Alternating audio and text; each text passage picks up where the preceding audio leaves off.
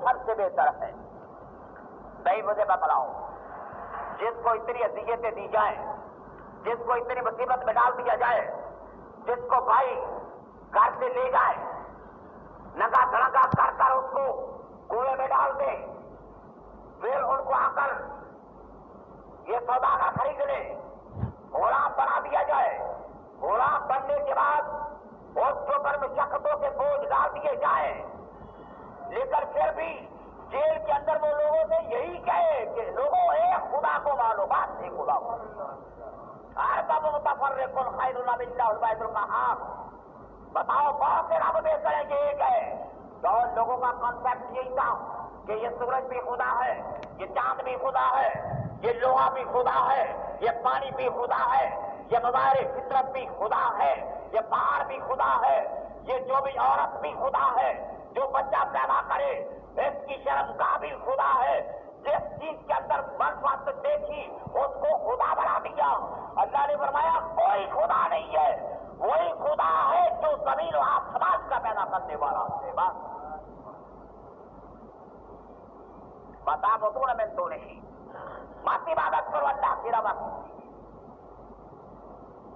اب بھائیوں نے تو جو کام دکھلا دیا تھا وہ پتا کیا کہنے لگے آ کر کہ بابا تجھے کیا بتلائے، ہم نے بڑی حفاظت کی یوسف کی، بڑا دیکھا ہم نے، بڑا کھلایا، بڑا پلایا، بھیڑیا کھا گیا۔ وہ کیسا بھیڑیا تھا جو میرے بیٹے کو کھا گیا لیکن لباس سلامت پھینک دیا اس نے۔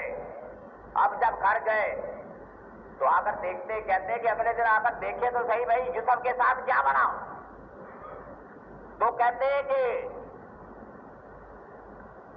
قافلہ گزر رہا تھا ایک، کہتے اب قافلہ بھی وہ ادھر راستے کی طرف جانے والا نہیں تھا، وہ بھجا کر ادھر آ گیا۔ وہ مالک نے اس کا رخ پھیر دیا، جو ایک منزل تھی، ایک جستجو تھی ان کے سامنے۔ خدا ایک بہت بڑا پیغام تھا پوری نسل انسانیت کے سامنے رکھنے والا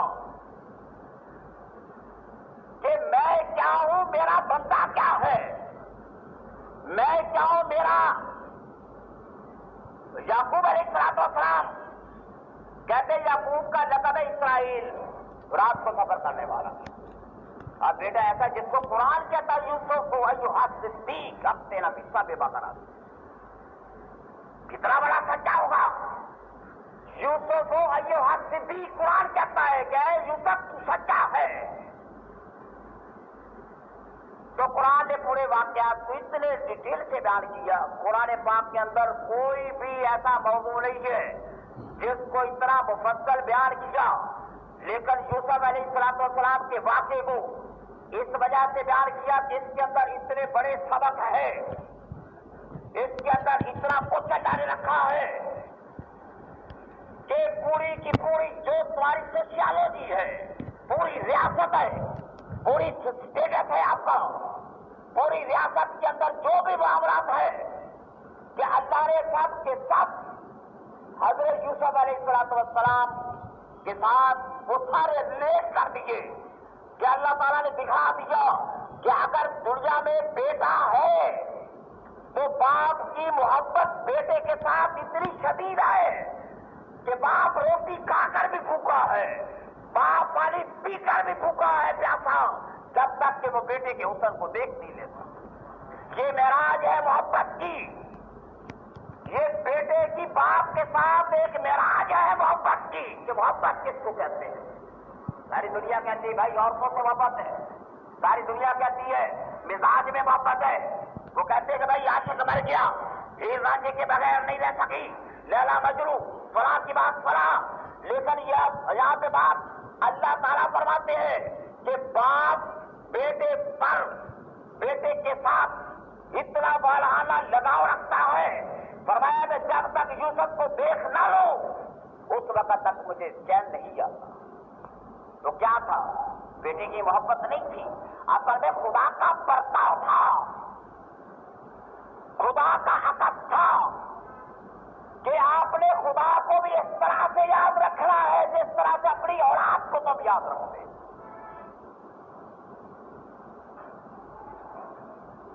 بھئی ایک انسان ہی ہے نا، لیکن یہ جو قرآن پاک کے اندر رکھا ہے کہ عزیز مصر کے بعد جب مالک زگر خرید کر لے گیا، کہتے ہیں کہ چھوٹے سے تھے نا یوسف علیہ السلام، تو ایک دن کہنے لگے کہ میں بھی اتنا خوبصورت حسین ہوں، کوئی میری بھی قیمت ادا کر سکے گا؟ یعنی کہ یہ الفاظ کے اندر وہ ایک تھوڑی سی آ جاتی ہے جس کو آپ رونق کہتے ہیں کہ کوئی ہوگا جو میری بھی قیمت دے گا۔ لیکن وقت آیا، قرآن کہتا وَاشَرَوْهُ بِثَمَنٍ بَخْسٍ دَرَاهِمَ مَعْدُودَةٍ، ایسے چند درہموں کے عوض بیچ دیا۔ وہ مالک زگر نے کہا تھا کہ بھائی یہ جو ہے نوٹ چلتے نہیں ہے، آؤٹ آف ڈیٹ ہے، یہ آؤٹ آف ڈیٹ ہے۔ لیکن بھائی یہ چاہتے تھے یہ کلیتاً ٹھاپ ہو جائے معاملہ، ہم تو پھینک کر چلے گئے تھے، یہ کہاں سے آ گیا واقعہ؟ انہوں نے کہا بھائی جو بھی ہے نا دو ہمیں۔ وَاشَرَوْهُ بِثَمَنٍ بَخْسٍ دَرَاهِمَ مَعْدُودَةٍ وَكَانُوا فِيهِ مِنَ الزَّاهِدِينَ۔ وہ جو پیچھے بات میں نے کی تھی کہ رات کو روتے آئے، وَجَاءُوا أَبَاهُمْ عِشَاءً يَبْكُونَ، روتے ہوئے آئے کہ بابا بیٹا تیرا مر گیا، رات کو روتے ہوئے آئے وبیلا کرتے ہوئے کہ ہم تو محبت میں پاگل ہو گئے تھے یوسف کے۔ اب یہ کہتے ہیں وَكَانُوا فِيهِ مِنَ الزَّاهِدِينَ، بھائی کو بیچ دیا، ذیلی کھوٹے سکوں کی عوض بیچ دیا، اور کہنے لگے ہم عبادت گزاروں میں سے ہو جائیں۔ یہ انسان کی نفسیات دیکھو کہتے ہیں، ہم جی عبادت گزاروں میں سے ہو جائیں گے، ہم قتل کرتے ٹھکانے لگاتے۔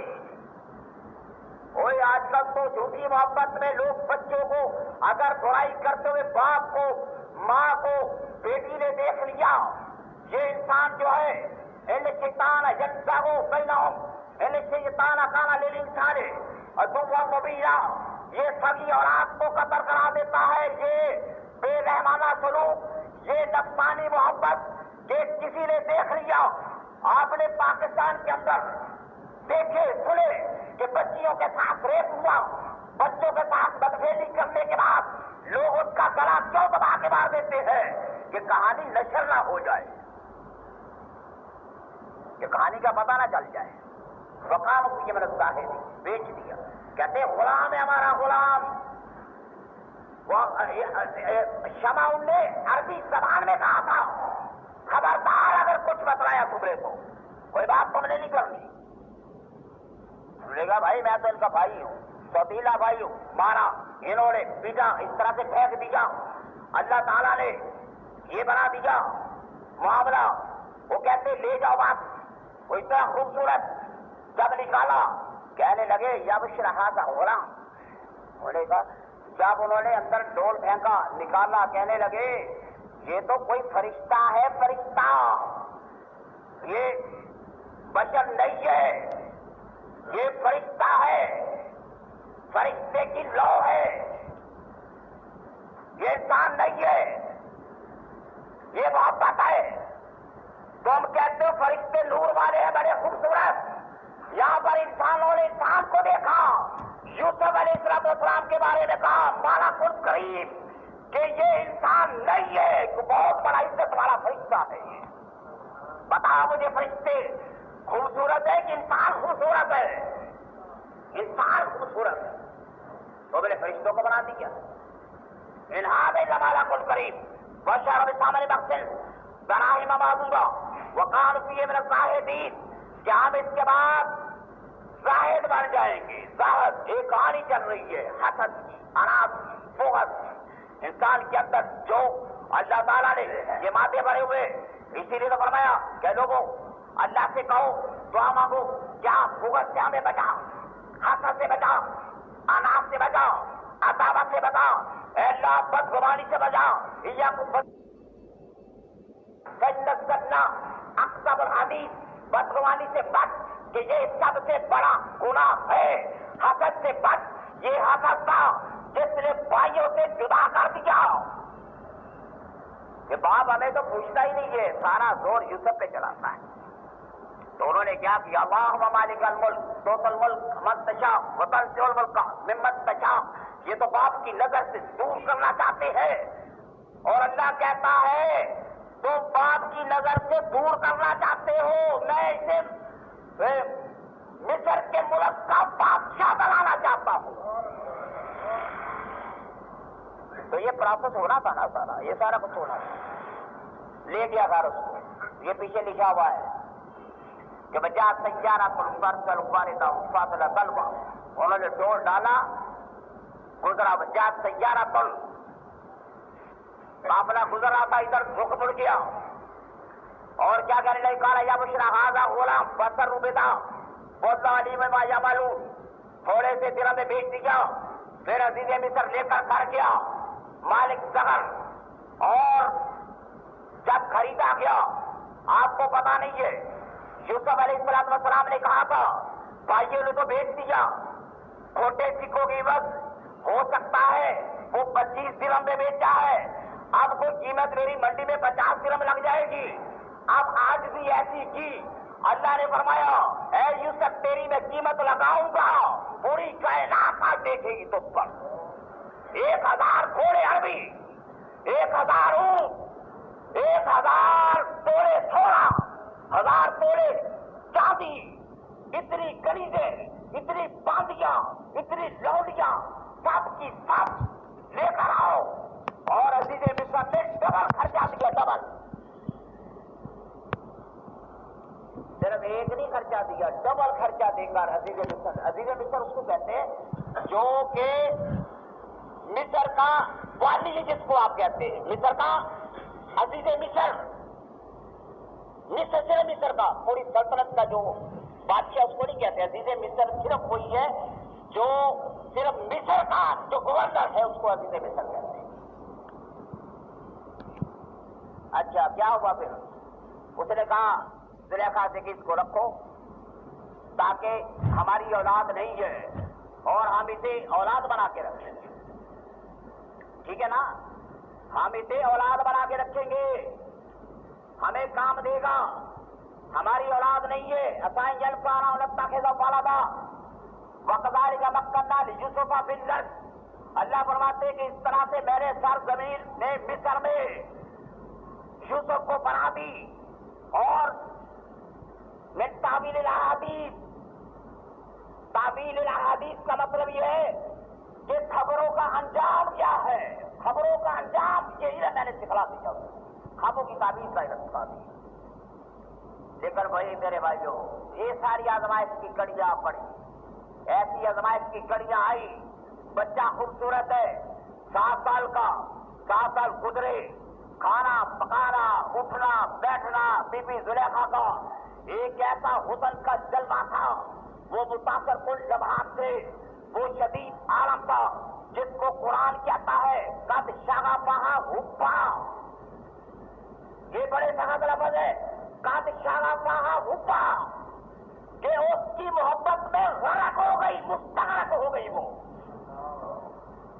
انتہائی محبت کی، آپ اس کو مجازی کہہ لیں حقیقی کہہ لیں، لیکن قرآن کہتا ہے قد شغفہا حبا کہ وہ اس کی محبت ہو گئی. وہ بنا ہوا آتا ہے نا حکم علم وقداری کا نجل المرسلین. پھر کیا ہوا؟ وراودتہ التی وہو فی بیتہا، صبر نہیں ہوا.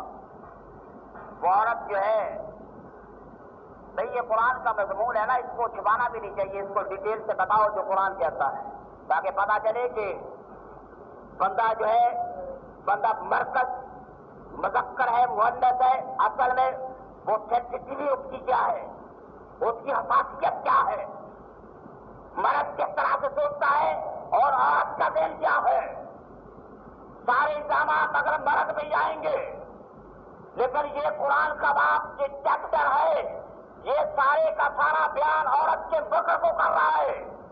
وراودتہ التی هو فی بیتہا عن نفسہ وغلقت الابواب وقالت حیث لک. اب اس نے کیا کیا؟ فریب لگانا شروع کر دیا یوسف علیہ السلام پر نفسانی خواہشات کا غلبہ ڈالنے کے لیے. اس نے ایک عورت سے مشورہ کیا، اب بوڑھی عورت ہے، اس نے مشورہ دیا کہ ایسے کرو، اپنے ہفت خانے میں سارے کمروں کو سجا دو، تصویروں سے سجاؤ، دیواروں کو بھی سجا دو، چھتوں کو بھی سجا دو، ہر ایک چیز کو سجا دو، صورتیں ہی صورتیں کر دو، یہ جیسے مجازی محبت کا ایک افسانہ ہے جو گھڑ دیا گیا اس عورت نے، ٹھیک ہے نا؟ تو کیا ہوا؟ اتنے کمروں کے نیچے تالے لگا دیے گئے، یوسف علیہ السلام کو وہاں پر لے جایا گیا، وغلقت الابواب، دروازے بند کر دیے گئے، وقالت ہے طلاق، عورت کہنے لگی ہے طلاق، کیا ارادہ ہے تمہارا؟ اس نے کہا قال معاذ اللہ ان ربی احسن مثوایا، دیکھو نا پیغمبر ہے، پیغمبر کا خون ہے، کس طرح سے بولتا ہے، نبی ابن نبی یوسف ابن یعقوب ابن اسحاق، قال معاذ اللہ ان ربی احسن مثوایا، یہ اس طرح سے صدا ہے قرآن کی کہ لوگوں پوری سلطنت تمہارے مقابلے میں کھڑی ہے، پوری توانائی تمہارے مقابلے میں ہے، پوری سلطنت کی مشینری حرکت میں آ گئی، ایک عورت اپنی پوری سلطنت کی طاقت کے ساتھ ایک بار آنے کے لیے اتنی چار دیواریوں کے پیچھے لے گئی، وہاں پر یہ نبی کا خون بولتا ہے قال معاذ اللہ ان ربی احسن مثوایا، میں اللہ کی بندی میں اس مالک کی پناہ چاہتا ہوں، ان ربی احسن مثوایا، یہ عزیز مصر نے مجھے کتنا اچھا مقام دیا، میں تو غلام تھا، مجھے کس طرح سے اس نے خریدا، مجھے کتنی عزت دی، مجھے آنر دیا، اور میں کیا کروں؟ انہ احسن مثوایا انہ لا یفلح الظالمون، اگر میں ظالمانہ کام کروں گا تو اللہ تعالیٰ ظالموں کو ہدایت نہیں دیتا، ظالمانہ کام یہی تھا کہ عزت کو تاکار کر دیا جائے، یہ ظالمانہ کام تھا جس کو ہم لوگ بڑا آسان سمجھتے ہیں، بڑا آسان ہے یہ کام، بڑا آسان ہے، النساء حبائل الشیطان، نبی نے فرمایا کہ یہ شیطان کی رسیاں ہے، پوری عورتیں شیطان کی رسیاں ہے، خدا کی تصویر کو ضائع کرنے والی ہے، یہ کس طرح سے ماں درختوں بادی فطرتن من فطرت النساء، نبی نے فرمایا میرے بعد سب سے بڑا فطرہ تمہارے اندر عورت کا ہے، اگر تم عورت سے بچ گئے تمہارا دین کامل ہو جائے گا۔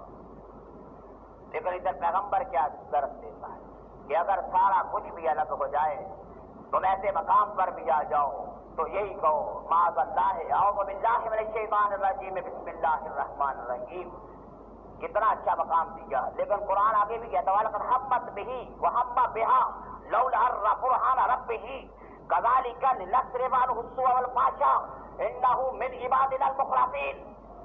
اب ایسا عالم ہے جس کو قرآن بیان کرتا ہے وہمت بہ، اس نے ارادہ کیا، وہم بہا ارادہ کیا عورت نے، لولا برہان ربہ، اب بعض مفسرین کہتے ہیں کہ ارادہ کیا یوسف نے، یہ ترجمہ نہیں ہے اس کا، اصل میں یہ ترجمہ ہے کہ اگر وہ خدا کی دلیل کو دیکھ لیتا، بلکہ خدا کی دلیل کو دیکھ لیا تھا تو اس لیے ارادہ نہیں کیا تھا۔ بعض لوگوں نے غلط لکھ دیا ہے، اس کا ترجمہ غلط کر دیا ہے کہ یوسف نے ارادہ کیا، نہیں، یوسف نے نبی ارادہ برائی کا نہیں کرتا، فرمایا کہ اللہ کی برہان دیکھ لی تھی، اس لیے آواز آئی تھی کہ اے یوسف اگر ایسے کام کی طرف تیرے ہاتھ بھی پڑے نا تو کیا ہوگا، اللہ کے نیک بندوں کے، اللہ کے انبیاء کی بارش سے تیرا نام خرج کر دیا جائے۔ اللہ کہتے کذالک لنصرف عنہ السوء والفحشاء، میں نے دور کیا، میں نے دور کی ساری چیزیں، انہ من عبادنا المخلصین، میرا خالص بندہ۔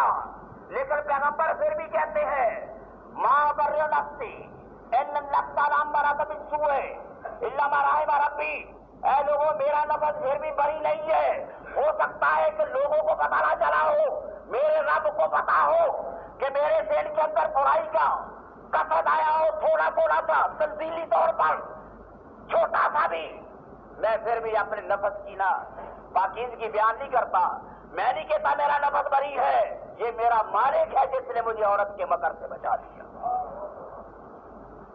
تسی کہندے جو کٹھے ملتے رہے ہیر رانجھا تو کچھ بھی نہیں ہوگا. یہ قرآن کیا کہتا ہے؟ نفس مرا تو بستو ہے مرا ربی. نبی کہتا ہے کہ میرے رب کی رحمت نہ ہوتی ہو سکتا ہے بھٹک جاتا.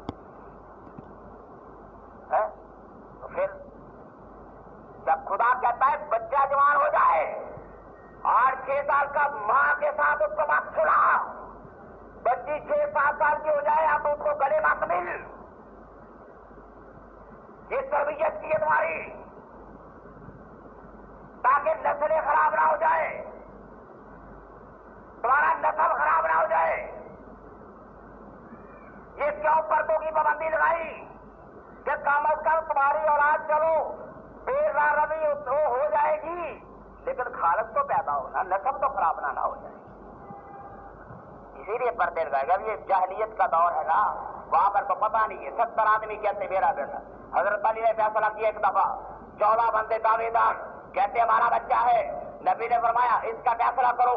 انہوں نے ٹاپ کیا، فرمایا یا رسول اللہ اس کے نام پر ٹاپ دیا، فرمایا بچہ اس کو دے دو. تو کیا یہ ہے تطہیر دین؟ نبی پاک صلی اللہ علیہ وسلم فرمایا کہ وَيُعَلِّمُهُمُ الْكِتَابَ وَالْحِکْمَةَ وَيُزَکِّیہم. تمہیں پاک صاف کر دیتا ہے. پیغمبر ننگے ہو کر طواف کرتے تھے خانہ کعبہ. پھر اسلام کے بعد بھی 1 سال تک نبی نے اجازت دی، 1 سال تک کہ تم ایسا کر سکتے ہو، لیکن اس کے بعد نہیں. گریجولی ہر ایک چیز کو روکا، شراب کو روکا آہستہ آہستہ. نماز کے احکامات آئے آہستہ آہستہ بدلتے رہے. پہلے نماز کے اندر آدمی تھوک بھی لیتا تھا، نماز کے اندر پوچھ بھی لیتا تھا کتنی رکعتیں ہوئی.